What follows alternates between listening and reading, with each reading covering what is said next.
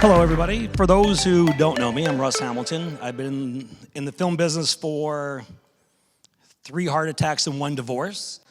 So the last 14 years on Supernatural, as we know, we've since moved on. And when somebody wants to ask me what do we actually do as location managers, and back in Alberta, where I come from, I think the simplest way you tell them, we run adult daycares is what we do. We tell them where to eat. If there are any kids in the room, where to Sierra Hotel India Tango, and even why to do it sometimes. And it baffles me, as Kendria has said. And by the way, I worked for Kendria very early in my career, and she was none of the things that she's saying she was. She was a wonderful person to work with, and I can't say enough good things about her. And she didn't pay me to say that. That's just a rare genuine emotion from somebody like me. For those who know me, I'm like Shazam, I'm a bit of a fucking asshole. But I come by it naturally, and I know there's a child in the room, so I apologize for that. If there's counseling necessary, I've got the number. So when we started Supernatural, we were doing a whole bunch of other TV shows, and when we got the call from Eric Kripke, a wonderful man who created the show, about coming to do it, and we had a 3-year arc. And this 3-year arc turned into 6 years, and 6 years turned into 8 years, and 8 years turned into 12, and then 15, and then the convention started. And the convention circuit's crazy with how much the fan base know what we do and care about what we do, and how you see over the course of 15 years, just for us, how the fan base drives the storyline. How now, before we didn't write to, if you don't like it, too fucking bad. They direct the arc of the stories. It's fascinating to be with them. And I do conventions now for Supernatural, which are, it's kind of like this. This is what inspires me to keep going. It's like when you see somebody actually appreciate what you do and want to, give you the credit that you feel you deserve, whether you like it or not. But now I'm going to press some buttons. I apologize. Kendra told me some buttons not to press. I can pretty much guarantee you when to press them. So.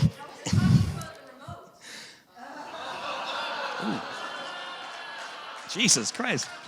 I'm not sure we can actually, if this is going to be, I'll just put this clicker down. We'll just go back and forth burning. Because I do love an open mic night, man. There's nothing more fun than that. Okay, wish me luck. Well, that started easy. Wow, that was quick.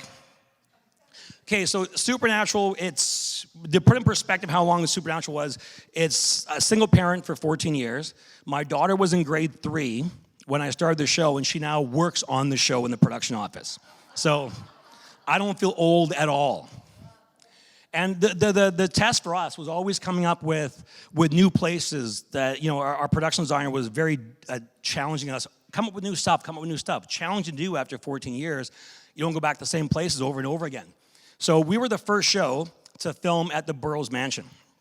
And this was done as we're just scouting around, looking for places to go. And this was Janet McCarran's and Pete Sopius were helping out that time back when they were still with us. And you stumble across things like this inside somebody's house.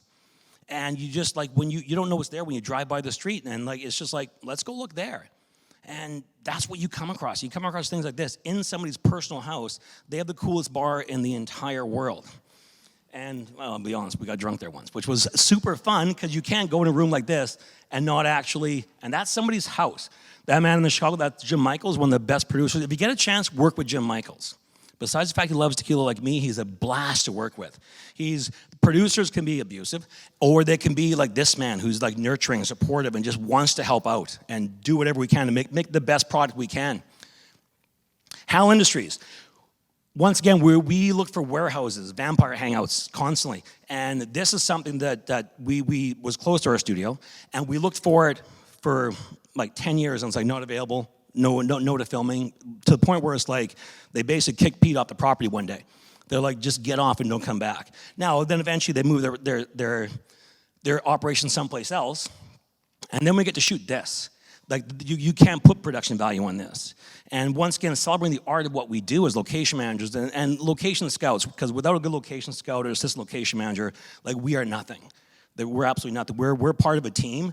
We might have a really cool title and a nice business card, but once again, we run an adult daycare is all we do. So once again, we got stuff like this, and this is so much fun to walk into, to find these little gems. And while we weren't the first people to film there, I don't know what show it was. It wasn't as good as Supernatural, but it was another show. Because I don't know if you know, Supernatural was literally the best show on television. Like, bar none. No? Well, 14 years. It's coming on to 15. But these are the stuff that you find. These are the things that make it worthwhile. We get to go and do the most amazing things and drive around and find things and just be on our own. And yeah, as everybody says, like, we get creative and we get to show what we do. And I don't think location managers in the industry get enough credit for what we contribute to the show, because we're not like, second class. We're like, what we do is the most amazing thing in the world. And it doesn't ever get enough credit. Okay, now this is my absolute favorite one, because from a logistical standpoint, it was a nightmare to get to. But when you see these, we're always looking for a vampire hangout. And so you just stumble across this as you're driving around. But you don't see it from the river, you don't see it from the road. It's just the scouts are like, wonder what's down that like incredibly creepy, dirty, scary road where you might not make it back from. And you come to this, so then the production manager is like, why are we here? How do we get equipment to that? The camera guys are like, I can't put anything down that trail. I'll need a 5-hour pre-call. But then you go into this, and you're like, how could you not find this to be some of the most amazing stuff that you can do? And the people are lovely, and once again, it's the pearls that we give, and you get to just give them the most amazing locations and amazing sets. Okay, now this, you'll see that guy in the very front, actually, ironically and inappropriately touching his nipple. That's me. Not my proudest moment, but this, I end with this clip for one reason. It's the fan base. It's the fans of the show. It's what we give appreciation to. People love what we do. They love the shows regardless of shows. There's always people that love what we do. And we don't get enough credit for it. So this is from what we call VanCon on what's egotistically called the Russ Bus. I know, okay, get this. People pay $400 US to hear me talk for 8 hours. It's like, by definition, that's insanity. And last year, there was 4 people who didn't speak one word of English. So, and I'm not even kidding you, they're from Japan. They paid $400 US to not understand a fucking word I said. It's like, I'm like, love you, but like, WTF. Sorry. I didn't write anything down. I'm like, the people were asking, so Russ, what are you gonna talk about? I'm like, I don't know. I'm just gonna go up there and hope I don't offend everybody. If I offended some people, look, see, this is the Oscars music. When you're doing your thing, and it's like, okay, cue the music, time to get off the stage.